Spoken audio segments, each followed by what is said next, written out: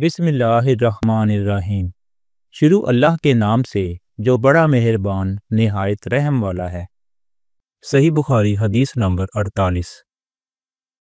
حضرت عبداللہ بن مسعود رضی اللہ تعالی عنہ سے روایت ہے کہ نبی کریم صلی اللہ علیہ وآلہ وسلم نے ارشاد فرمایا کہ مسلمان کو گالی دینے سے آدمی فاسق ہو جاتا ہے اور مسلمان سے لڑنا کفر ہے۔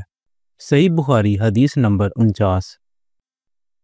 نبی کریم صلی اللہ علیہ وآلہ وسلم اپنے حجرے سے نکلے، لوگوں کو شب قدر بتانا چاہتے تھے کہ وہ کون سی رات ہے۔ اتنے میں دو مسلمان آپس میں لڑ پڑے۔ آپ صلی اللہ علیہ وآلہ وسلم نے فرمایا، میں تو اس لیے باہر نکلا تھا کہ تم کو شب قدر بتلاؤں، اور فلاں فلاں آدمی لڑ پڑے تو وہ میرے دل سے اٹھا لی گئی، اور شاید اسی میں کچھ تمہاری بہتری ہو۔ تو اب ایسا کرو کہ شب قدر کو رمضان کی 27ویں، 29ویں اور 25ویں رات میں ڈھونڈا کرو۔